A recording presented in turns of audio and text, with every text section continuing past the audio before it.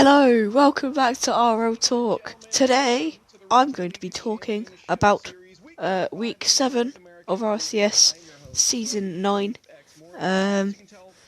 Yeah, quite interesting. South America finished their league play.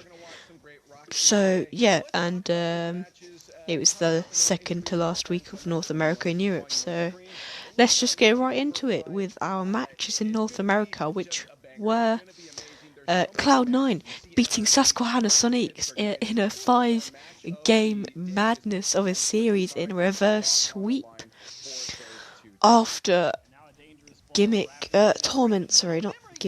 Torment had internet issues during game 4, so they actually subbed in Fireburner for game 5, and he scored both goals in game 5 for Cloud9 to win the series.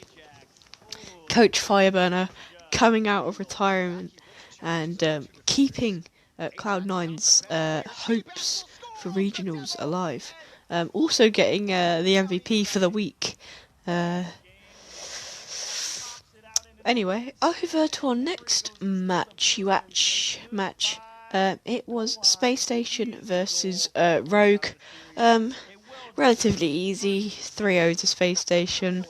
Game 2 and 3 were 1-goal games, but Rogue weren't really in control of the series at any point, and they'll be looking to beat the team they play next week, because I will not be saying. They'll be looking to beat the team they play next week. So, yeah, that's saved for the preview. Anyway, next match, Susquehanna Sonics versus Flight. 3-1 to the Sonics after Flight took game 1, where you thought maybe they could upset Susquehanna Sonics after winning game 1 and maybe win game 2 after Susquehanna Sonics got reversed sweeped by Cloud9. But no, it didn't end up that way, and Susquehanna Sonics won game 2, 3 and 4 just to put the series to bed pretty much straight as soon as they could after their game loss. Then we had Cloud9 sweeping Ghost, but it was a very close series. All games 1-goal games, and game 3 going to overtime. So yeah, there was quite a relatively close series. I don't think the scoreline does Ghost justice, but yeah. Then Pittsburgh Knights beat United in a very interesting 5-game series. With game 4 was actually the only game that both teams scored. So yeah, relatively interesting. Not much else I can say though. I mean, the team that won normally would win that game quite convincingly. So yeah. Then over to NRG versus G2. NRG coming out victorious in 5. After only scoring 2 goals in the first 3 games. They scored 9 in game 4 and 5. G2 only scored 8 all series. So yeah, most of the games, the 2 early games, 1-goal games. Game 3 was a bit meh. And then game 4 and 5, G2 kind of just lost it, and NRG kind of just took control of the series, and that was shown in the result. So, over to the table. In first we have Space Station Gaming, 6 out of 1 and at a plus 11 game differential, putting themselves in a great position for the top 2 in regionals. Then second, Susquehanna Sonics, 6 and 2 and at a plus 9 game differential. Third, NRG, 6 and 2 at a plus 6 game differential. Fourth, G2, 5 and 2 and at a plus 8 game differential. Fifth, Cloud9, 4 and 4 and at a plus 1 game differential. Sixth, Ghost, 4 and 4 and at a 0 game differential. Seventh, Pittsburgh Knights, 3 and 5 and at a minus 3 game differential. United 2 and 6 and at a -7 game differential. And then in ninth, Rogue 2 and 6 at a -12 game differential. And in 10th, Flight 1 and 7 and at a -13 game differential. And Flight and Rogue play in week 8. I think Rogue have maybe messed themselves up a bit. I mean, if they took a game against Space Station, then that would be looking better for their record. If Flight also didn't get a game against Susquehanna Sonics, that would also put Rogue in a better position. But it is do or die for these two teams this coming weekend. But we'll get more into that on Friday or Saturday, depending when we can get it up, as they will be competing for promotion playoff spot. Now, over to Europe, where I will not say about the controversy that has occurred, which will give you a very good idea of when this is being recorded. But some things have gone down, which I will not make a comment on until that our preview, where Josh tells me his opinion on the controversy, because it's relatively new news. But anyway, our games in Europe was Dignitas versus Endpoint. Dignitas beating Endpoint 3-1. Like most series in EU, with the big teams going 3-1 in the series, relatively easy apart from the game that the Endpoint took. But again, as I say a lot, it didn't really look like they were going to take that game, really. It just doesn't really look like they were going to take that series. Then Reciprocity beating TSM 3-1. After game 1 and 2, it was relatively easy. Just kind of getting back into the groove of things, I'd say, after just suffering that game 4 shock. Wait, no, I don't know what.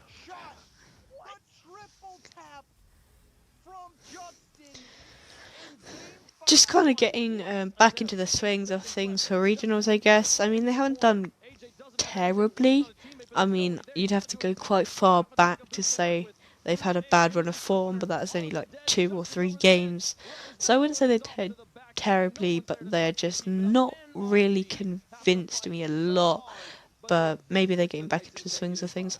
Then we have Singularity versus Endpoint, probably the most important series of the week. Endpoint end up losing 3-2, so Singularity take a 3-2 in an interesting 5-minute overtime of Game 5 after Endpoint took Game 1 and 3. Very close, very interesting. Our next match of the day, Dignitas versus Veloce. All of the first 4 games going to an overtime, although some of them, only one of them was longer than a minute, but the Dignitas come out victorious 3-2, as I already said. Again, obviously because there's 4 overtimes, it was very close until we got to Game 5, and Dignitas kind of just put it to bed. Then we have Barcelona versus Monaco. Barcelona reverse sweeping Monaco. Monaco were that close to getting their first win in RLCS against Barcelona. And then Barcelona reverse swept them to beat them 3-2. All of the games Barcelona won going to overtime, mind you, so Monaco had plenty of chances to win that. It's not like they were being absolutely dominated those last couple games of the series. But clearly they just couldn't put it away, and well then, Barcelona won. Then we had Mouse versus Vitality. Mouse, after a strong first game, I'd say, end up losing 3-1 to Vitality after Vitality took a bit of control in the series, and yeah, that's it really, just took control, kept calm and composed, and did what they could. So, now, our league table: winner Vitality 7-1 and at a plus 12 game differential. Second, Dignitas 7-1 at a plus 9 game differential. Third, Barcelona 5-2 and at a plus 5 game differential. Joint fourth/fifth, Veloce and Team Reciprocity 5-3, and that's a plus 5 game differential, but Veloce would be in front because they beat Reciprocity a couple of weeks back. Sixth, Mouse 4-3 at a plus 4 game differential. Seventh, Team Singularity 3-5, and that's a minus 7 game differential. Eighth, Endpoint 2-6, and at a minus 6 game differential. Ninth, TSM 1-7 at a minus 12 game differential, and 10th, AS Monaco Esports 0-8.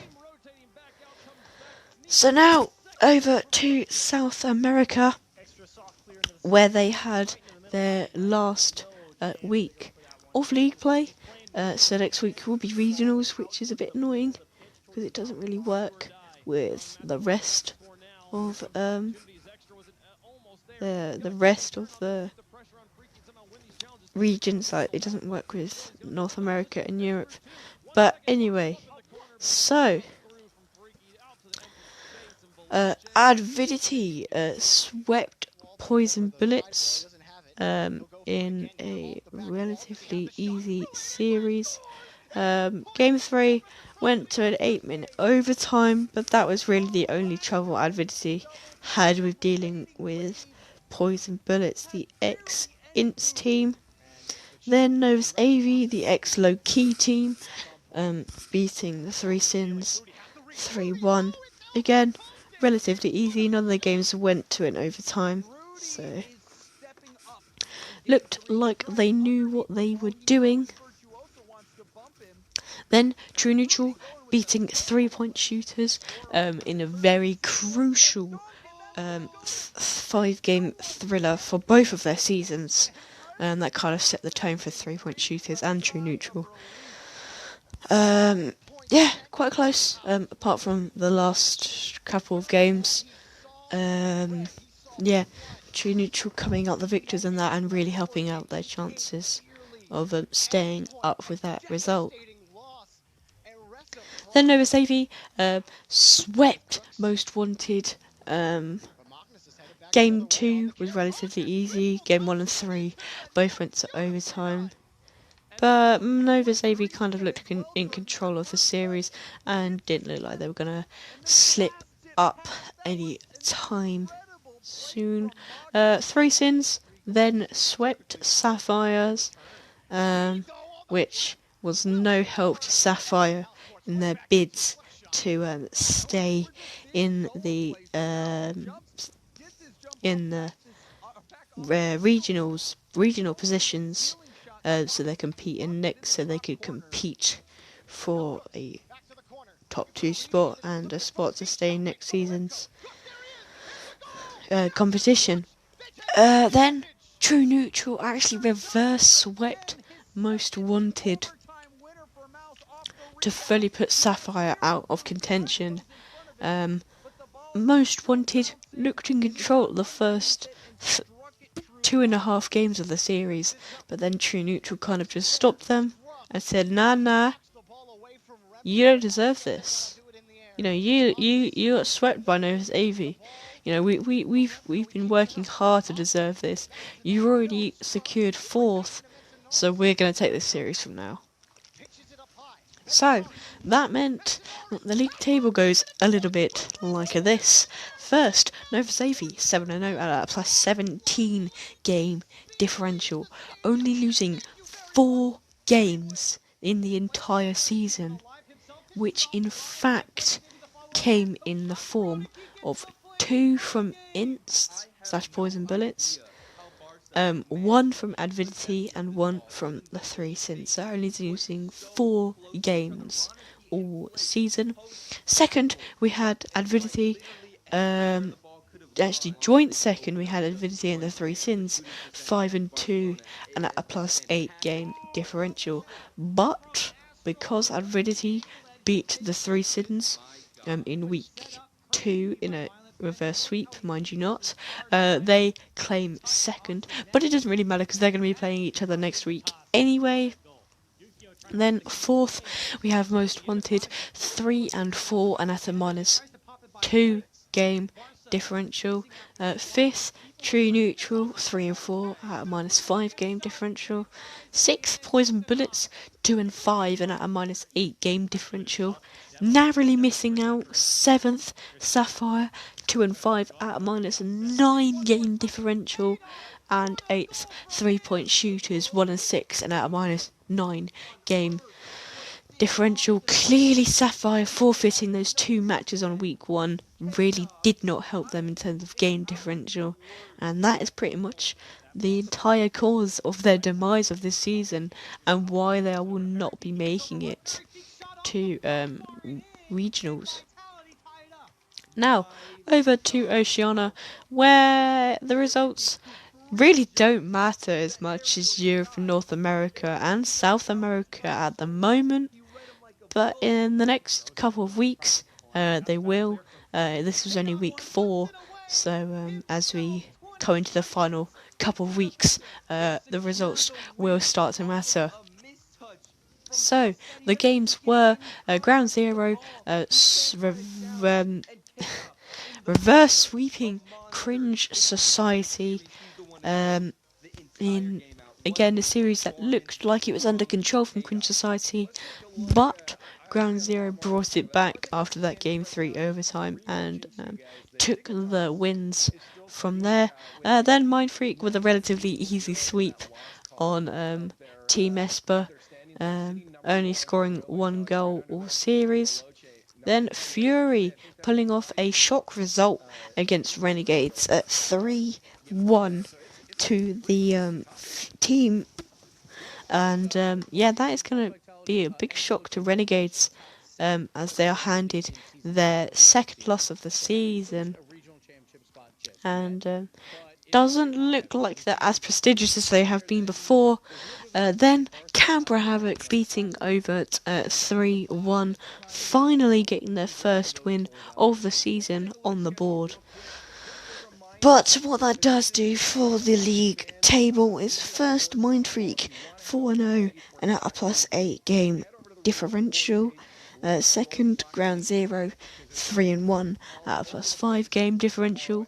Third, Cringe Society 2-2 at a plus 2 game differential.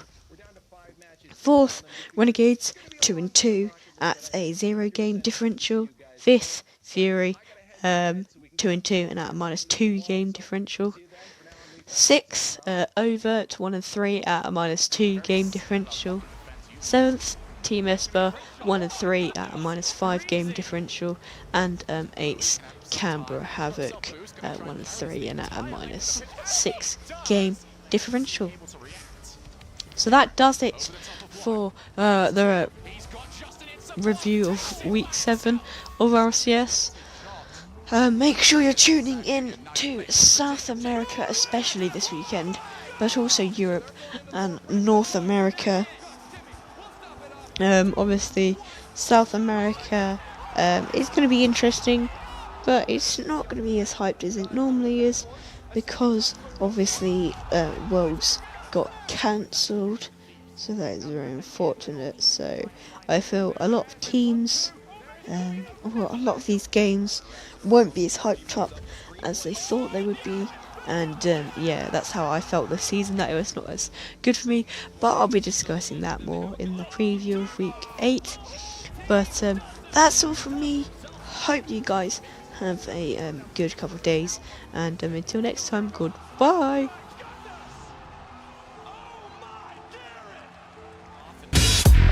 I think I need therapy when my fear gets the best of me. I can't seem to understand how you do this to me. You've been running in circles inside my head.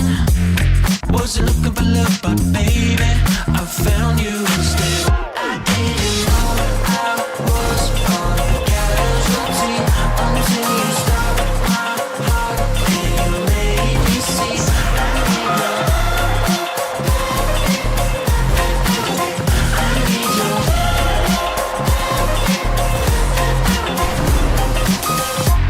I think I need to confess. Saw you in that red dress.